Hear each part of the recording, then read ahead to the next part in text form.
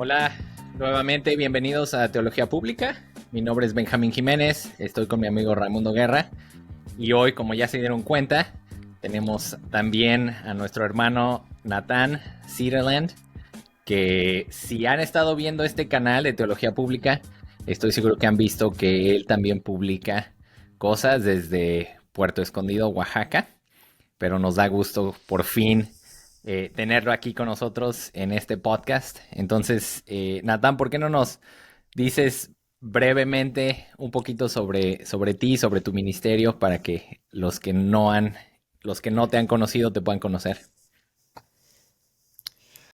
Bueno, hola a todos. Me da gusto estar con ustedes hoy y sí, pues tengo el privilegio de servir como pastor de una iglesia en Puerto Escondido, se llama Camino de la Cruz. Tenemos 3 años allá. Antes estuve sirviendo con Benjamín allá en Aberdeen. De hecho, estoy en Washington ahorita, estoy de visita aquí, entonces digo, acá en el estado de Washington. Um, y pues Veniste estuvimos de sirviendo. Oaxaca a Washington. No, perdón, Sí, un mal chiste. eso. Sí, y como estuvimos trabajando juntos como unos 5 años, Sí, casi seis 5. años. Ujú.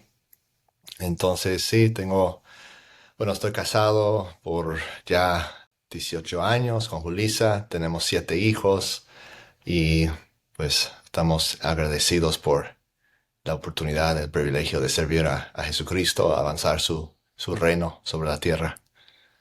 Mm. Muy bien, muy bien. Y hablando del reino, gracias por darme esa palabra clave para hablar un poquito de esto. Precisamente vamos a hablar un poquito sobre el reino, sobre a lo mejor lo que algunas personas conocen como el milenio. Entonces les voy a explicar un poquito lo que vamos a hacer hoy, por la gracia de Dios, porque es un tema difícil. Nos Ujú. gustaría hablar sobre las tres posturas principales sobre la escatología o sobre el reino de Dios. Entonces, a lo mejor yo creo que lo primero que podemos hacer sería definir esos dos términos, qué es la escatología y qué es el milenio. Después vamos a Ujú. presentar tres posturas. Obviamente este es un tema muy extenso, muy profundo, muy complicado. Entonces esto únicamente es una introducción. No vamos a pues entrar en muchísimo detalle. Pero si ustedes tienen preguntas o si quieren saber más, pues pueden ya sea mandarnos un mensaje o pueden hacer su propio estudio también. Entonces, ¿cómo definiríamos escatología? ¿Qué opinan ustedes? ¿Qué es la escatología? La escatología es la teología de las cosas por venir. ¿Sí? Son las cosas que no han llegado aún, las cosas por venir. Estamos hablando específicamente de la segunda venida de Cristo. Entonces, la escatología es esa doctrina que estudia a través de las escrituras qué va a acontecer antes de que Cristo venga y cómo es que es esa venida de Jesucristo. Mm.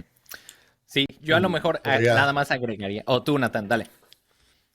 sí, bueno, tal vez pueda decir algo parecido, ¿no? Y no quiero revelar mi postura escatológica, pero creo que también diría que la escatología es el estudio de todo lo que son los últimos días.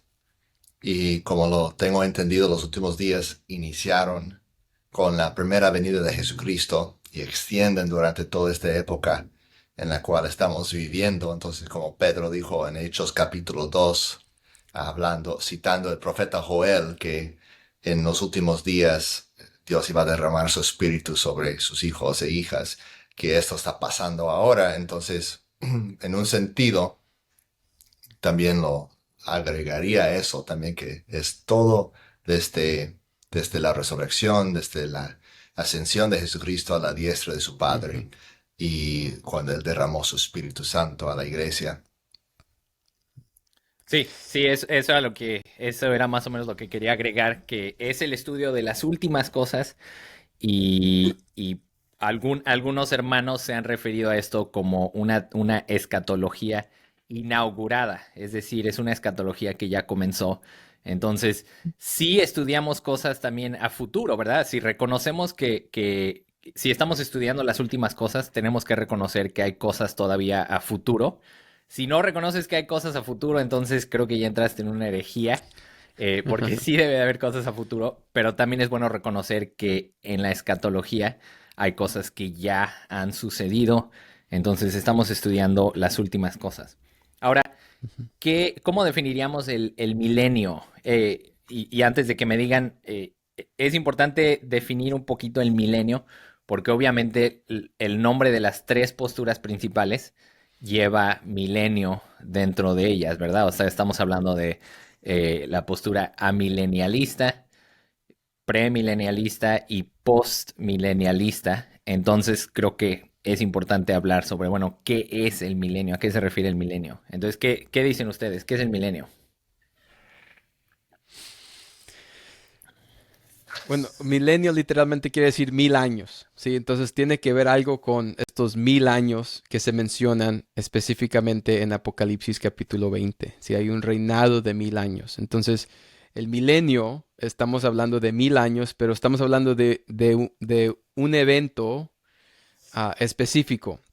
Entonces, ahí entramos entonces a las diferentes posturas, pero básicamente es 1000 años. Es un evento específico que se revela en Apocalipsis 20. Y se afirma a través de otros pasajes de la Biblia, pero no sé si alguien quiere agregarle ahí también. ¿Tú, Natán?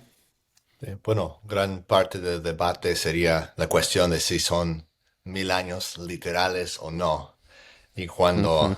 cuando sucedan en referencia a la segunda venida de Cristo, si vienen antes o después de su venida, ¿no? Entonces, pero sí, podemos decir que todos podemos estar de acuerdo que se refiere a ese pasaje en Apocalipsis 20, donde nos habla de un periodo de 1000 años. Sí, para mí también sería bueno agregar que cuando estamos hablando de escatología y de las diferentes posturas, eh, también es importante mencionar que estamos hablando del reino de Dios, ¿verdad? El reinado de Jesucristo. Y creo que ahí es donde algunas posturas se diferencian, ¿no? O sea, algunos dirían, no, pues el reino terrenal de Jesucristo, dirían los premilenialistas, es algo que va a suceder a futuro por 1000 años, literalmente, ¿no? Y a lo mejor los amilenialistas dirían, no, el reino de Jesucristo comenzó desde que vino aquí, murió, resucitó y ascendió y ya está reinando, pero su reinado es espiritual y no es literal. Entonces, Sí. vamos a, Una a cosa de- que agregaría es sí, de sí. que hay una distinción entre el milenio y el estado eterno, ¿sí? O sea, la eternidad. Ujú. Entonces, aún en estas tres distintas posturas que vamos a hablar, todos están de acuerdo que el milenio sucede antes de la era eterna, ¿sí? O sea, de la eternidad. Entonces, no hay que confundir las dos cosas, ¿sí? La eternidad es eternidad y no hay discusión de que la Biblia habla de una eternidad con Cristo, con Dios. Pero este milenio, si es simbólico, si es literal, que cuando sucede, es algo que sucede antes de esa era de eternidad. Tomás para clarificar y tener ese Sí, entendimiento. Sí. sí, sí, gracias. Entonces, ¿con cuál postura vamos a comenzar? ¿Premilenialista, amilenialista o postmilenialista? ¿Quién se avienta primero? Yo me aviento primero porque así ya termino pronto. Dale, entonces tú nos Porque, vas a porque hablar. Dale. si voy a hablar del amilenialismo, y como dijo Benjamín, aquí la idea es más un panorama de esta manera de pensar, de esta postura, porque podemos entrar y tal vez hasta termines este podcast con más preguntas que respuestas, pero eso es parte de ser estudiante de la Biblia, de estudiar las escrituras, es de tener preguntas e ir a buscar las respuestas en las escrituras. O sea que ojalá esto sea de ayuda para ustedes. Pero el amilenialismo Ah, bueno, la palabra literalmente amilenialismo quiere decir no milenio. Es lo que quiere decir literalmente la palabra, pero no representa realmente esa postura correctamente. Entonces, algunos piensan que tal vez el premilenialista o el post fueron que le dieron ese término, pero el amilenialismo no es que no existe el milenio, sino que el milenio es ahora. Entonces, los amilenialistas creen que la era de la iglesia y esos 1000 años están sucediendo ahora. Ahora, obviamente, ha habido más de 2000 años como dijo Benjamín, comenzó de la crucifixión, resurrección de Jesucristo. Ha habido más de 1000 años. Entonces, la postura, el punto de vista de amilenialismo diría que esos 1000 años no son literales, sino que son es simbólico. Sí, están diciendo que es un largo plazo de tiempo, pero no es de que tomarlo literalmente esos 1000 años. Y una cosa que es interesante es que esa palabra milenio solo sucede una vez en las Escrituras, ¿sí? Sucede en Apocalipsis 20. Entonces, por eso es que hay discusión de que no hay nada más a qué comparar cómo se usa el término en las Escrituras, porque es la única vez que se menciona. Entonces, el amilenialismo dice que la iglesia, la era de la iglesia y el milenio están sucediendo al mismo tiempo. Vamos a ver cómo son distintas en otras posiciones, pero eso es. Ahora, el milenio, ese reinado de Jesucristo, es algo donde existe, hay una presencia del reinado de Jesucristo. Si estamos hablando del milenio, es el reinado de Jesús. Jesús está reinando ahora. Entonces, este punto de vista diría que Jesucristo, su muerte y resurrección, venció la muerte, venció a Satanás. Y si leen Apocalipsis 20, ven que Satanás es atado por 1000 años. Entonces, si este punto de vista dice que Satanás está atado ahora, ellos dirían que se revela en el hecho de que ahora los incrédulos, los gentiles, pueden ser salvados porque Satanás ha sido atado. No quiere decir que no tiene dominio sobre esta tierra, pero que es menorado su dominio, ¿sí? O sea, no tiene dominio completo en esta tierra, sino que está restringido su dominio para que el evangelio pueda ser esparcido y almas puedan ser salvadas. Entonces, creo que estoy representando ahí correcto, pero no sé si algún otro quiere agregarle más ahí. ¿Tú agregarás algo, Nathan?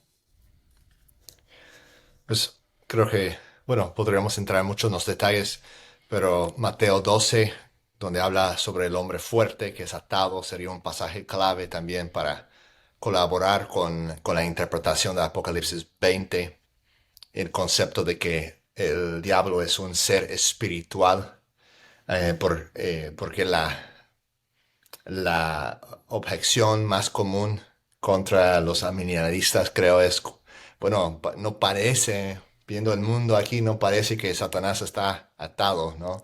Entonces, la respuesta sería que ellos entienden que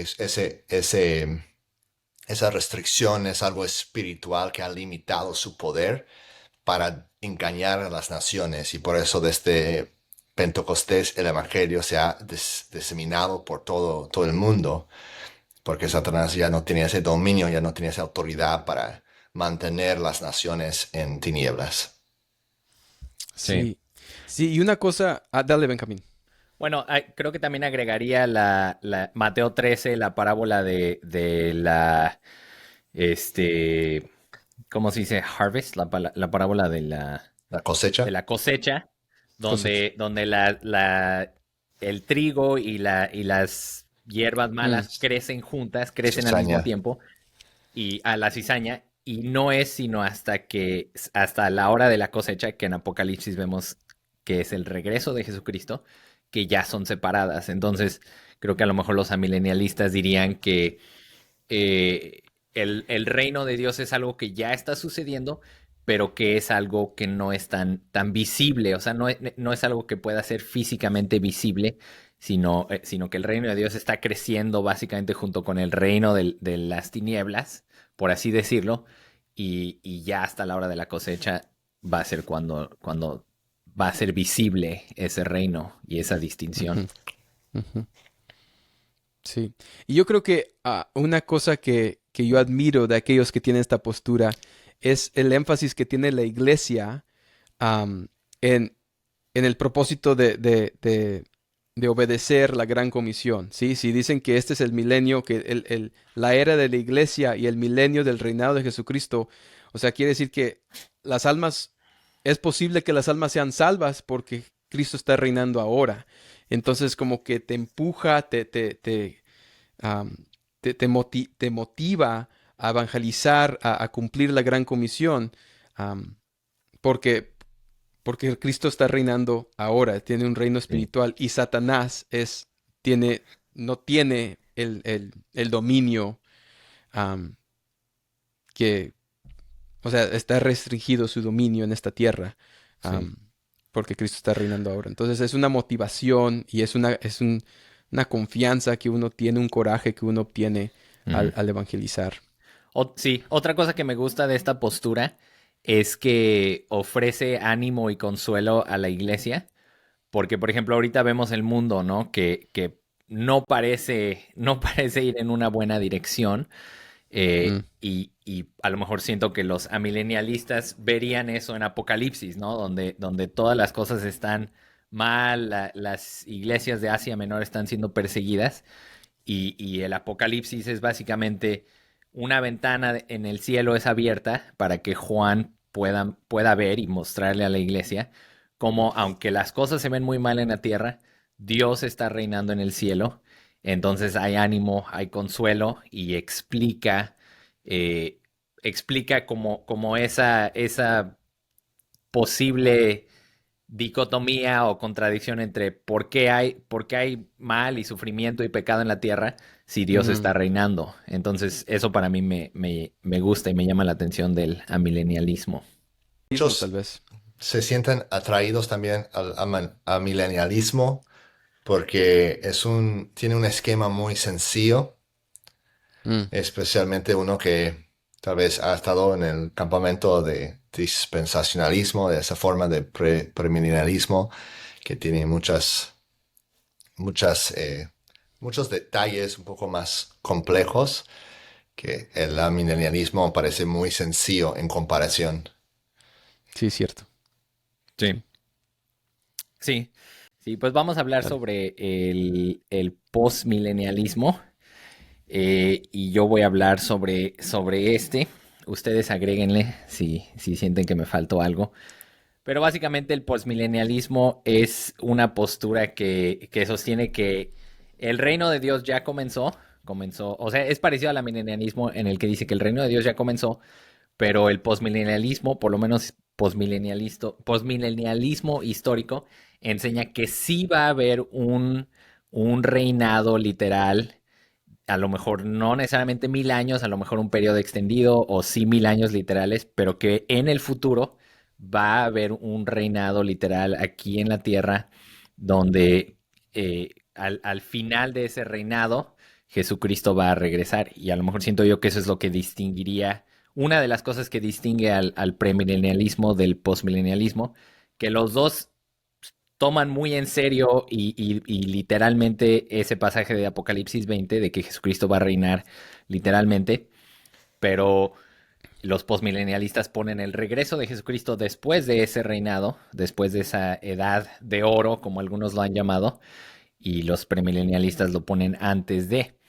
En esa edad de oro y realmente a lo largo de la historia de la iglesia, el poder del Evangelio por medio del poder del Espíritu Santo va a continuar progresando. Entonces la postura Ujú, postmilenialista es optimista en el sentido de que realmente creen en que conforme el Evangelio se siga predicando y el Espíritu Santo siga trabajando en la vida de las personas, el mundo se va a ir haciendo más y más cristiano, va a ser más influido por los cristianos. O sea, es una postura muy lógica, ¿no? En el sentido de que si hay más cristianos en el mundo, entonces el mundo va a ser más influenciado mm. por el cristianismo.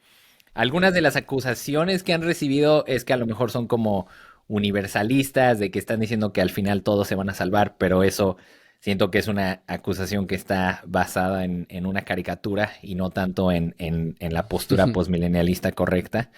También a veces los acusan como de que entonces ellos piensan que ellos mismos son los que van a traer el reino de Dios por medio de su esfuerzo y de su trabajo, pero igual siento que eso malentiende la postura. La postura está diciendo que no somos nosotros los que vamos a traer el reino, es Jesucristo quien va a traer el reino, pero se va a lograr por la predicación del Evangelio y por el poder del Espíritu Santo. Entonces, más o menos ese es el posmilenialismo. ¿Qué opinan ustedes? ¿Me faltaron cosas? Una crítica que yo tengo contra el postmilenialismo es ese hecho de que como se está extendiendo el reinado de Jesucristo, sí, que termina con la venida de Cristo, están diciendo que como va a haber más creyentes, como dijiste, Benjamín, el mundo se mejorará, pero no concuerda con lo que leemos en Mateo 24, donde las cosas que van a suceder antes de la segunda venida de Cristo, nos dice Jesús que van a empeorar. O sea, la situación va a empeorar, no mejorar.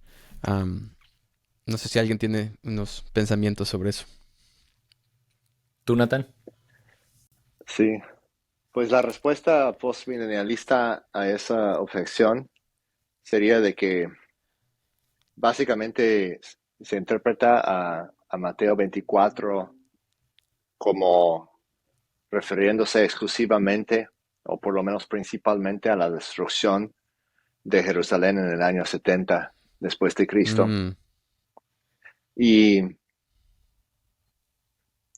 se compara, o sea, habla del lenguaje de decreación o de, no sé, decreation language, no sé cómo se diría en español, pero que se usa en los libros proféticos del Antiguo Testamento, en Isaías, en Jeremías. Hay lenguaje muy parecido que aparece en Mateo 24 y en Lucas 21. Y el argumento es que si ese lenguaje se podría usar para referirse a eventos históricos que acontecieron en unos 5 o 6 siglos antes de Cristo, como de el sol oscureciéndose, de los planetas cayéndose, cosas así, que esas descripciones parecidas, de que si esa descripción se pueda usar para hablar por ejemplo, el juicio de Dios a través de los asirios en Israel o a través de los babilonios en Judá, que no hay ningún problema en cuanto a la interpretación, concluir que ese lenguaje se refiere a un acontecimiento parecido en el primer siglo de parte de los romanos. Y entonces es una cuestión de cómo interpretar el lenguaje apocalíptico. de Mateo 24.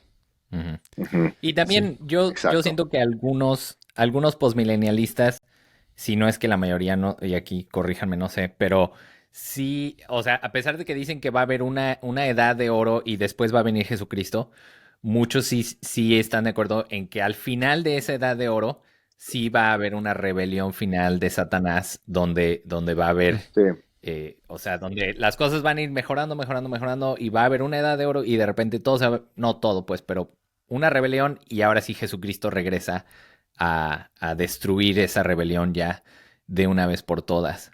Eh, pero sí, algo que me llama la atención del posmilenialismo es como esa postura o esa forma de interpretar varios pasajes bíblicos de una forma preterista, o sea, diciendo que muchos eventos que son profetizados en Apocalipsis, en otros pasajes, son eventos que ya sucedieron, o que por lo menos esas profecías han sido parcialmente eh, Mm. eh, cumplidas. Y eso para mí, eso me llama la atención y me gusta porque a lo mejor algunos ateos podrían criticar el cristianismo diciendo que Jesucristo fue un falso profeta porque dijo cosas como que a sus discípulos les dijo que algunos de ellos iban a estar vivos cuando estas cosas sucedieran. Entonces cualquier ateísta podría decir, oh, si esto únicamente se refiere al futuro, entonces Jesucristo era un falso profeta. Pero si dices, no, Mm. es que sí se cumplió lo que Jesucristo dijo en Mateo 24, cuando estaba hablando de la destrucción de Jerusalén, entonces puedes ahí de alguna forma, a lo mejor en apologética, mostrar cómo las profecías de Jesucristo se cumplieron. Entonces, eso es algo que me llama la atención. Y a lo mejor otra Ujú. cosa que igual me gusta del postmilenialismo y que aporta bastante a la iglesia cristiana es una postura optimista sobre el poder del evangelio, ¿no? O sea, creo que tristemente hoy en día muchas iglesias, no todas, pero muchas iglesias, sí creen que el evangelio puede transformar a las personas, pero, pero como vemos que hay tanta maldad en el mundo, tanto pecado, como que nuestra tendencia es como retirarnos o escondernos o secluirnos a un lugar así chiquito. Pero me gusta que el postmilenialismo está diciendo, no, es que si de verdad creemos que el Evangelio tiene poder para transformar la vida de las personas, entonces, por consiguiente, si el Evangelio puede transformar personas, el Evangelio puede transformar familias, el Evangelio puede transformar vecindarios, sociedades y países. No estoy diciendo que estoy de acuerdo con la postura postmilenialista, pero sí me gusta y a mí personalmente me ha motivado mucho platicar Ujú. con mis hermanos postmilenialistas. Sí, sí, vamos a entrar al último punto de vista, pero estos dos que hemos hablado, el amilenialismo y el postmilenialismo, ese ese pensar que el milenio, o sea, el reinado de Jesucristo está sucediendo de una manera u otra ahora, o sea, en la era de la iglesia. am, Hay cosas que uno, bueno, no quiero dar mi posición así nomás, pero hay cosas que se puede admirar de gente que tiene ese punto de vista, porque, porque tienen sí, tienen una motivación. Pues si Cristo está reinando ahora, sí, es el poder que está reinando que puede transformar, como tú dijiste, Benjamín, las vidas de las personas. Entonces es algo ahí que me llama, como dices, me llama mucho la atención también y me inspira a obedecer la gran comisión. Bueno, pues Natán, ¿quieres presentar la postura premilenialista?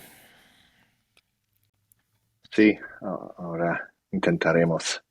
Sí, algo que podría agregar también como una transición es que todas esas posturas tienen en común la creencia, la convicción de que Cristo gana y que nosotros vamos a ser los que estamos en Cristo, vamos a ser victoriosos.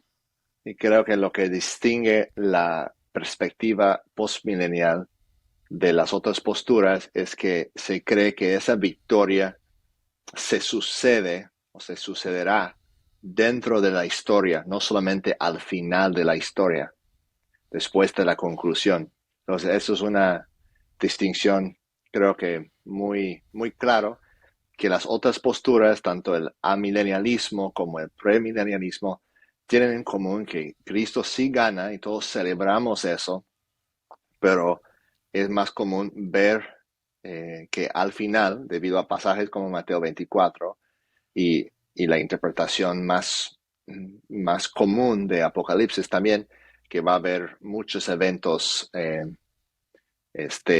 que no parecen contradecir la idea de una conversión masiva de la población de la tierra en aquel entonces, aunque diría que pienso que podemos notar que no necesariamente existe una contradicción entre el impacto del Evangelio y la persecución.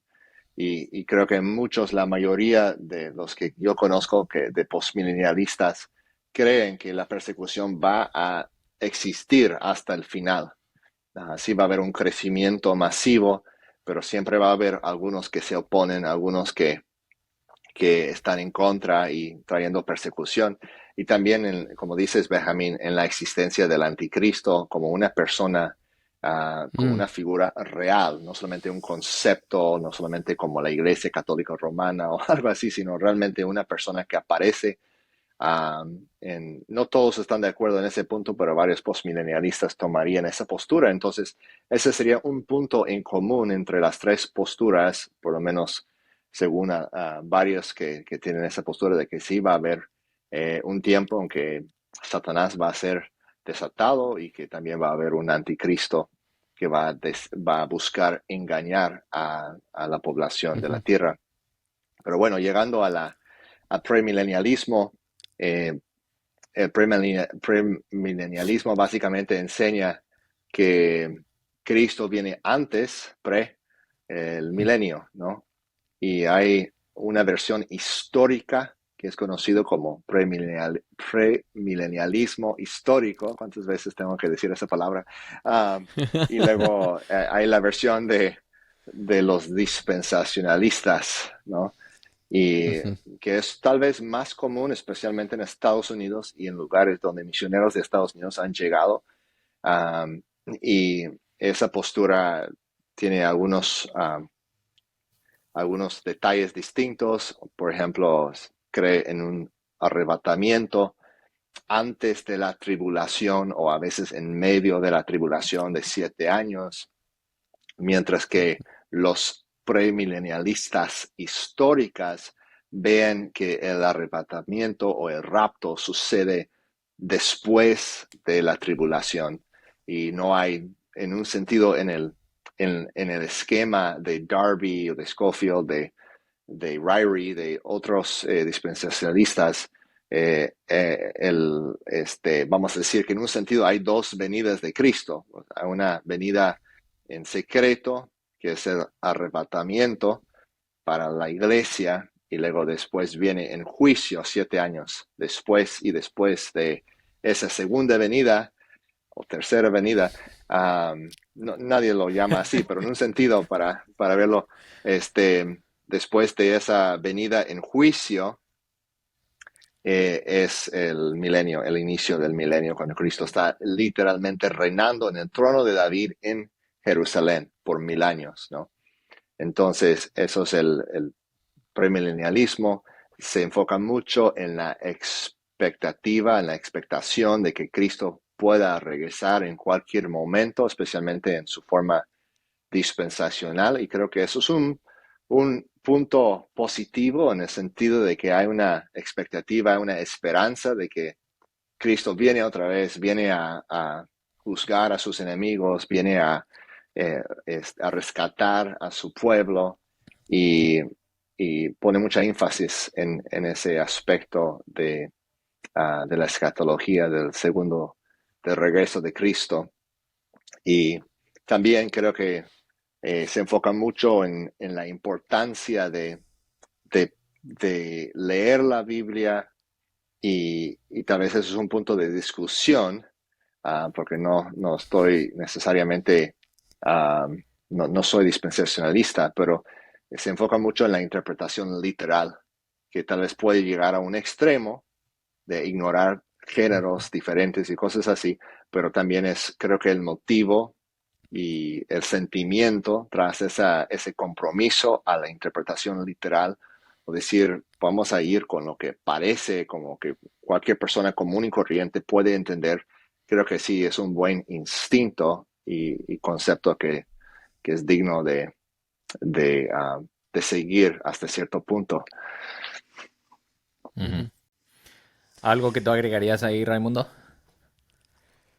No, yo creo que bueno, sí quiero agregar, pero muy buen resumen ahí del premilenialismo, Natán. Si escucharon algunos nombres, Darby, Scofield, Ryrie, estos son teólogos y nunca han escuchado estos nombres, estos son americanos. Bueno, no sé si todos son americanos. Creo que Darby y Darby es de es de... Irlanda. Ajá. Ya. Pero gente que buscar, de leer más de ellos y de sus escrituras. Pero una cosa que me llama la atención y aún volvió a resaltar en esta plática es, así como los amilenialistas creen que Satanás está restringido ahora porque somos capaces de evangelizar y gente son salvadas, y esa es demostración de que está restringido Satanás. Am, los premilenialistas toman Apocalipsis 20 a decir que no ha sucedido aún el atamiento de Satanás porque las cosas no están muy buenas, ¿sí? Entonces es interesante a cómo leemos el mismo pasaje, pero dependiendo cuál es tu punto de vista, tu interpretación cambia. Entonces, estas son cosas, o sea, no es blanco y negro, ¿sí? O sea, es gris, es un poco gris y está bien. Yo creo que todos queremos tenemos ese instinto de saber las cosas que son negras y las cosas que son blancas, porque nos ayudan a saber qué es lo correcto y qué es lo incorrecto.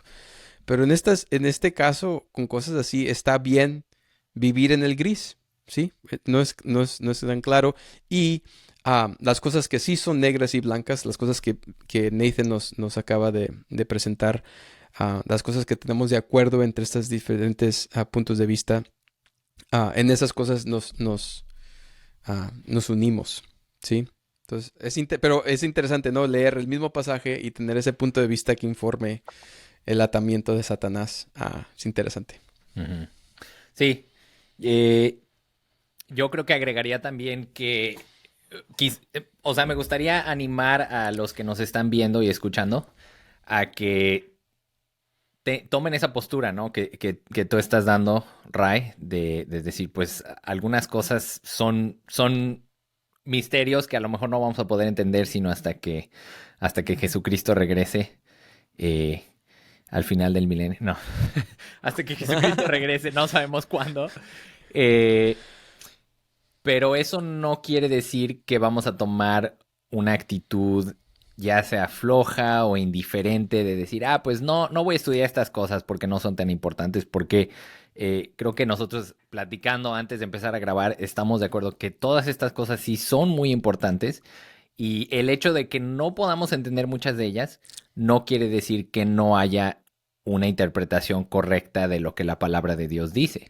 Simplemente reconocemos que ahorita va a ser muy, muy, muy difícil para nosotros poder entender, poder estar 100% seguros de cuál es la interpretación correcta, pero sí queremos animarlos a ustedes a que se esfuercen en estudiar estas cosas, a que piensen si Dios dejó estos pasajes, estas enseñanzas en su palabra, en la Biblia, que Él inspiró, quiere decir que quiere que las estudiemos, ¿no? Si no quisiera que las estudiáramos, no las hubiera dejado aquí. Entonces, Ujú. eso es como mi ánimo para los que nos están escuchando. No sé si ustedes O quieran sea, es agregar. decir, Benjamín, sí, o sea, tal vez terminamos con una pregunta, o pueden agregar aún después de esta pregunta, pero aquellos que están escuchando, ¿qué tal si van por este resumen, averiguan un poco de ellos y dicen, sabes que yo soy amilenialista? O sea, me identifico más ahora con este punto de vista. Pero se dan cuenta que su pastor es post o pre-milenialista. ¿Esa persona debe sentirse aún cómoda asistiendo a esa iglesia o debería de buscar otra iglesia? ¿Qué dirían ustedes? Pues yo diría no te salgas de tu iglesia, no te dividas. O sea, creo que el punto que queremos compartir, o uno de los puntos que queremos mencionar es que no pensamos que uno se deba dividir por estas cosas, ¿no? O sea, Ujú. creo que uno debe de venir a estas discusiones con una actitud de humildad y de decir, pues yo veo las cosas de una forma diferente a la de mis hermanos, pero a final de cuentas todos somos finitos, no, nuestra capacidad no es infinita como la de Dios, entonces no vamos a dividirnos por estas cosas, vamos más bien a unirnos en las cosas que son esenciales, ¿no? Vamos a unirnos en que el evangelio tiene que ser predicado a todo el mundo, ¿no? O sea, tenemos la comisión de ir y hacer discípulos de todas las naciones, bautizándolos en el nombre del Padre, del Hijo y del Espíritu Santo. Jesucristo tiene toda la autoridad. Entonces vamos a unirnos en las cosas que son más claras y Mm. vamos a tratar de dar caridad y tener humildad en las cosas que son más difíciles, más complicadas. ¿Tú qué opinas, Natán? Sí, estoy de acuerdo. Creo que depende también en cuanto están enfatizando un punto. Am, Creo que Mm. es posible convivir con hermanos de diferentes posturas y tener unidad.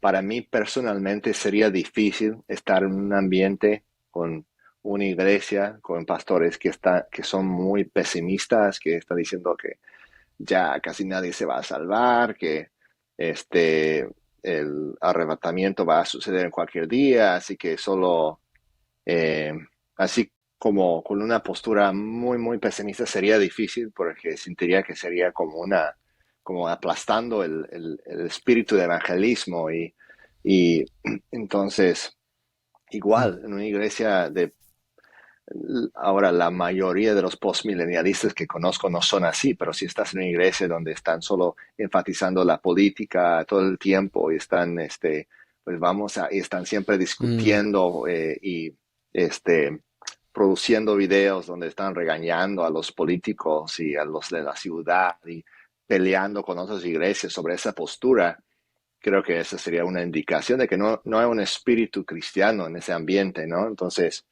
eh, mm, yo sí doy gracias a Dios por hombres como Charles Spurgeon, como John Piper, que son premilenialistas, pero tienen una postura muy optimista en cuanto al avance del Evangelio, ¿no? O tenía Spurgeon, ¿no? Creía en el triunfo del Evangelio, um, aún siendo, iba a decir, a pesar de ser, pero no sé si es a pesar de ser premilenialista o de forma consistente, algunos dirían que es a pesar de, ¿no? Pero creo que si uno puede mm, en su convicción buscar una forma, hay tensión siempre en la palabra, ¿no? Hay ciertas verdades que parecen a veces en contradicción con otras, pero si podemos buscar una forma, tratar de estudiarlas, tratar de entenderlas, pero estar bien viviendo dentro de esa tensión. Yo sé, aún como un postmilenialista, uno podría decir, no, yo estoy trabajando para avanzar al reino, pero tengo que admitir que podría pasarme a mí lo que pasó a los postmilenialistas en Alemania en los años 30. Perdieron todo lo que ellos estaban construyendo en la cultura, pues fue completamente perdido, ¿no? Entonces, esa perspectiva es importante. Creo que eso es más el énfasis de los premilenialistas y de los amilenialistas, de que todo es pasajero. El postmilenialista enfatiza más la importancia de invertir en las generaciones futuras, de establecer institutos que van a poder impactar generaciones futuras y dejar un legado, ¿no? Y creo que eso es muy bueno, pero siempre y cuando, no estoy de acuerdo con eso, estoy tratando de hacer eso, es bueno, pero siempre y cuando recordemos también del hecho de que todo eso podría desaparecer en un momento, ¿no? Y aun si pasara eso, mm, no significa que nuestros esfuerzos eran en vano, porque Dios puede tomar, mm, ¿no? O sea, el pastor en Ucrania, ¿no? Que estaba desarrollando su ministerio junto en una ciudad fronteriza con Rusia, mm, tal vez trabajaba duro 30 años, ¿no? Invirtiendo, discipulando y edificando un ministerio muy desarrollado y todo, y luego lo pierde todo, pero no quiere decir que no hay fruto eterno, ¿no? Que no hay fruto para la eternidad de esa labor. Creo que el mm, postmilenialista o los que se enfocan mucho en avanzar el reino aquí y ahora pueden perder de vista esa realidad también, y es peligroso. En el otro extremo, creo que hay muchos premilenialistas que muchas veces están solamente hablando de cómo se van empeorando las cosas y casi no ven esperanza de un avivamiento, de una reforma cultural. Y creo que debemos tener fe y esperanza de que Dios lo puede hacer otra vez. Y si uno es postmilenialista, dice, pues Dios sí lo mm. va a hacer otra vez. No sé si en esta generación o en 500 años, pero lo va a hacer otra vez, ¿no? Entonces, hay similitudes en la postura que uno puede Sí. tomar. Tal vez uno que no es postmilenialista no va a tener la misma certeza de que va a suceder, pero puede también pensar, digo, puede suceder y sé que Dios lo ha hecho en el pasado y no hay razón, no veo razón bíblica de decir que no lo puede hacer otra vez en mi día. Pero Ujú, creo que Ujú. sí. Yo me creo alejé un que... poco de la Oh, dale. pregunta, pero bueno. No, No, no, no, está bien. Te aventaste una predicación ahí, Nathan, muy buena, ¿eh? sí, va a ser un buen corto en YouTube. Pero no, yo creo que a mí, bueno, yo sé que nos estamos alargando, pero pues la verdad es que este es un tema, pues creo que es un tema importante. y además, pues es una ocasión especial porque no todos los días tenemos a Natán con nosotros. Pero Ujú. quería agregar algo. Eh, a mí algo que me gusta sobre el amilenialismo es que como que siento que a lo mejor combina un poquito lo mejor de las dos, de las otras dos posturas, en el sentido de que sí es optimista en el avance del evangelio, sí es optimista en el crecimiento del reino de Dios, o sea, el amilenialismo ve al reino de Dios como que ya comenzó, pero es como una semilla de mostaza, ¿no? Que comienza chiquito y al final termina siendo un árbol enorme donde los pájaros ponen su nido y todo. A lo mejor podríamos pensar en Daniel 2, donde Nabucodonosor tiene un sueño y sobre cómo una pequeña piedra destruye a los reinos de este mundo y esa piedra se convierte en una montaña que cubre toda la tierra. Entonces, a lo mejor me gusta que el amilenialismo es optimista, pero por otro lado, siento que previene a lo mejor un poquito la desilusión que un postmilenialista podría experimentar con lo que dices tú, ¿no, Nathan? De que a lo mejor hay un progreso muy grande del evangelio y de repente, boom, se derrumba todo. Y si no tienes cuidado y tienes una postura postmilenialista, a lo mejor te puedes quedar como desanimado y decir, no, pues entonces, ¿qué pasó? No se suponía que las cosas iban a ir mejorando. Y obviamente sé Ujú. que los postmilenialistas dirían, no, pues es que el problema es que tu horizonte, tu punto de visión está muy limitado. No puedes juzgar el avance del evangelio en en 3 años, ¿no? Tienes que juzgar el avance del evangelio a lo largo de la historia. Pero te digo, a mí me gusta que en el amilenialismo hay le dan mucha cabida al sufrimiento, a la persecución, al poder que tiene Satanás, ¿no? O sea, aunque el amilenialismo enseña que Satanás está restringido de cierta forma, es una restricción o una atadura espiritual, ¿no? Porque Juan, por ejemplo, en primera de Juan, Juan dice, sabemos que todo el mundo está bajo el poder del maligno. Entonces, yo siento que no hay una contradicción ahí. Simplemente el mundo está bajo el poder del maligno. Satanás todavía tiene cierto poder, pero está restringido en su habilidad de seguir engañando a las naciones. Es decir, de que los gentiles ahora pueden escuchar el evangelio y lo pueden recibir. En el Antiguo Testamento, los gentiles generalmente no podían recibir el evangelio. O sea, eran muy pocos los que lo recibían. En cambio, ahora la puerta está completamente abierta para que los gentiles escuchen el Evangelio. Entonces te digo, así, a mí me gusta eso, me gusta como que a lo mejor hay un poquito de balance en la postura amilenialista. Pues ya que todos están dando lo que les gusta ah, Ya sabemos la postura de de Benjamín, cierta yo creo. posición, sí. Ya sabemos la postura de Benjamín. No, yo dije lo que le Ah, gusta a los amilenialistas. es cierto, perdón, Pero perdón. dale, tú dale, Raimundo. Lo que a mí me gusta del premilenialista es la hermenéutica. Yo sé que tal vez el proceso, ¿verdad? De los acontecimientos es complicado, pero lo que me atrae de esa postura es cómo es consistente en su hermenéutica. ¿Sí? Toman ah, una manera más literal, donde a veces yo creo que se batalla a veces, no que no existe el simbolismo en las escrituras, obviamente, el Nuevo Testamento revela lo que la gente que vivía en el Antiguo Testamento no podían entender, el Nuevo Testamento revela y hay simbolismo ahí también, pero es más consistente en la hermenéutica, entonces cuando lees Mateo 24 lo lees más un poco literal y Apocalipsis 20 también es algo literal. Ahora, si se debe de interpretar literalmente o no, cada quien, ¿verdad?, decide si es un simbolismo, si es 1000 años literales o no. Y yo sé que hay buenos argumentos para todas estas posiciones y no hay que dividirnos de ellos. Pero lo que a mí me atrae a esa postura es el, consistente en la hermenéutica. Yo creo que para mí yo he encontrado que eso ayuda a una iglesia de poder equipar a la iglesia a hacer una hermenéutica consistente en sus propios estudios bíblicos, de no tener que tener una revelación divina para poder entender las escrituras, sino que puedes, a través de los pasos de hermenéutica, sacar una interpretación consistente. Entonces, eso es lo que a mí me trae. Yo sé que es más allá del proceso de lo que es por venir, pero es algo que a mí me trae de esa postura.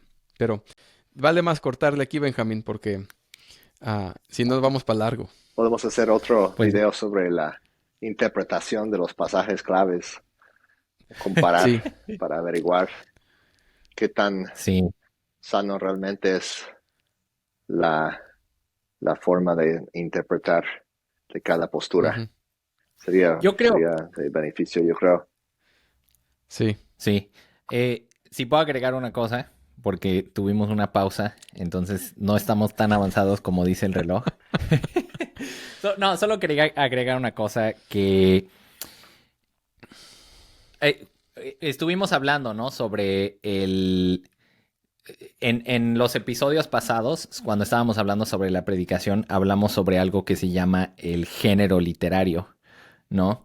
Entonces, eh, yo únicamente quería agregar ahí que si queremos ser buenos intérpretes de la palabra, tenemos que entender con qué género literario estamos lidiando, ¿no? Entonces, por ejemplo, si estamos hablando del género literario de poesía, una interpretación literal de la poesía sería interpretar la poesía con los elementos literarios que tiene, como la metáfora, como la Ujú, hipérbole y todas esas cosas, ¿no? Entonces, ¿qué pasa si yo leo eh, el Señor es mi escudo y mi torre? Bueno, una interpretación, entre comillas, literaria sería, pues Dios es una torre literal y un escudo literal. Pero una interpretación literal correcta, diría yo, es tomar en cuenta qué género literario estamos leyendo y decir, sí. esta es una metáfora. Entonces no está diciendo que Dios es una torre y un escudo, sino está diciendo que Dios nos protege y es el lugar a donde corremos por refugio. Entonces yo diría que esa es la acusación que a veces se hace en contra del amilenialismo, que no interpretan la palabra de forma literal. Pero yo diría que de hecho el amilenialismo trata de interpretar libros como Apocalipsis, como Daniel, de una forma literal, en el sentido de que está tomando en cuenta el género literario apocalíptico, ¿no? O sea, por ejemplo, yo estoy predicando el libro de Daniel en mi iglesia y ¿qué pasaría si yo tomara los sueños que tuvo Nabucodonosor y los sueños que tuvo Daniel, y los empiezo a aplicar de forma literaria?